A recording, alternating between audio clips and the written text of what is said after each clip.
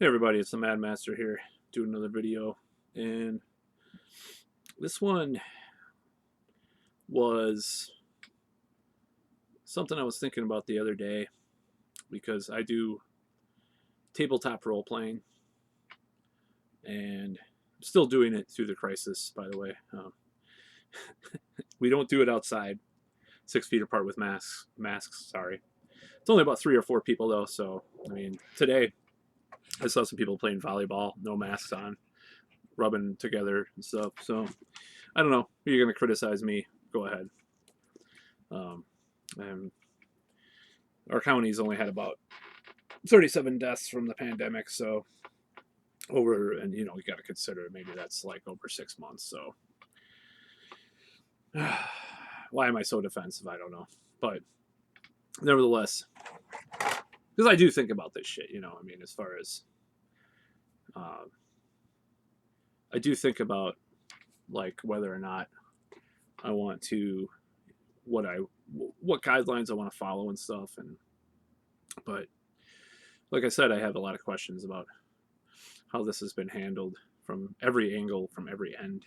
So, so on that note, there's a lot of talk about authoritarianism and big tech and big corporations and stuff. And one of the games that we're playing in the tabletop role playing group that I'm in is Cyberpunk. And if you don't know what Cyberpunk is, you can Google it. If you've seen the movie Blade Runner or watched Altered Carbon or read William Gibson books, or even to a smaller extent, as a kind of a precursor, I'd say some even like Philip K. Dick's ideas had a few things that could be counted as cyberpunk, but it's like this dystopian science fiction world of big tech, big corporations, and so forth. And you have enhanced humans and all sorts of technology. Some of that does not exist right now, but is a natural extension of what could exist in the future and stuff. It's almost like retro though now, because some of the stuff in the books for Cyberpunk are over 30 years old or 35 years old even, as far as the role playing game that goes. So, but still, it's very interesting to play this game, and it got me thinking. Like, the whole premise of Cyberpunk is more almost like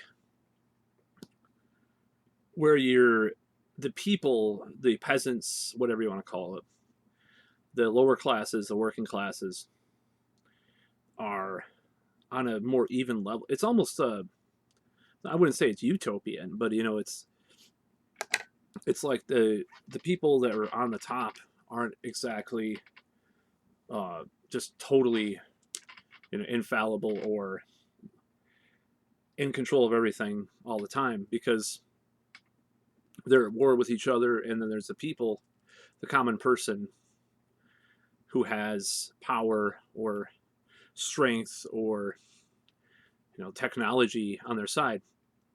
So it got me thinking about the rising authoritarianism and the rising corporate consolidation of power, something that's unprecedented in our country right now, even with the pandemic, as there record profits of Amazon and all this stuff. So it got me thinking that, oh, it's a cord. I just wondered what that was. It got me thinking that, like, with regards to how to resist, well, we have the Edward Snowdens and the Julian Assanges of the world. But if we can kind of try to have people form their own groups that can resist a lot of this, alternate tech, alt tech as they call it. I was watching, even though I don't agree with a lot of his point of views or his dalliances with the far right. Six Hexenhammer talks about this all the time. Alt tech, and fighting the megalithic corporations and stuff. And in a way, that's like the way to fight back. And also, it also made me think about this when I was watching some of these scam busters videos. I wouldn't call them scam. I guess they, some of these tech support scam guys, or not guys, but like these guys that are fighting back and do YouTube channels about it. It's pretty fucking hilarious, some of it, but I think it's like, it just made me think the answer to 1984 is not necessarily 1776, but cyberpunk, because people becoming educated with how to break the chains of big tech and break through the propaganda and break, be independent, with cryptocurrency, maybe, with, unless, you believe that that's part of the plan or whatever, which it could be, with alternate tech or alt tech, alternative tech, just like our, the BitChutes of the world, or just having people have knowledge that they could use against individuals or power structures that are trying to, you know, consolidate their power or have authoritarian control over people. And some of that, some in the future, I wouldn't be surprised if people just went back to pen and paper and like disappearing ink and shit, in some ways, like our zines, like actual, you know, printed out, Xeroxed magazines for their political agendas or whatever. I wouldn't be surprised if people did that if the consolidation happens too much. But we can fight back in the meantime. I think what I mean is, like, we could use people's technology against them. If they're trying to take control over people and do this to us or whatever. Whether or not you believe there's a agenda or not. I don't know if there's. I don't think there's. So I agree with like the linguistics of Noam Chomsky as basically, there's some of these ideas. It's not necessarily a conscious thing. And not the conspiracies aren't always this thing that they're all in a room planning this. It just happens to turn itself into that. I was going to do a video about that too, but I decided to make this one subject video because I'm known to ramble in my videos. So cyberpunk could be the vision for the hellish future, but it's not as hellish as authoritarianism, control with big tech over everything. Because you can fight in cyberpunk, people are fighting back against corporations. People are fighting. That's where the punk thing comes from.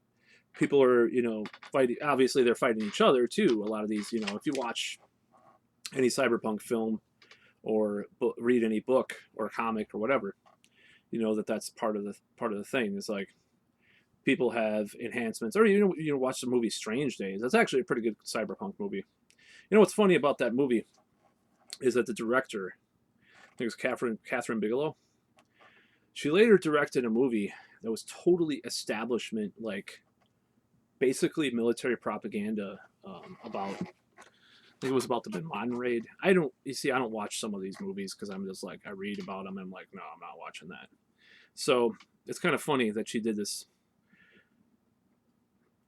cyberpunk movie in essence, and then later did this movie. But that's off another subject. So the answer to 1984 is cyberpunk. I mean, how much can they track? How much can these companies or the governments or something? Look at the what happened a few years back. They called it the Arab Spring. Of course, it kind of self-destructed, and in some ways because what happened in things got worse in some of those countries instead of these revolutions that were in this idealistic kind of vision of what was going to happen.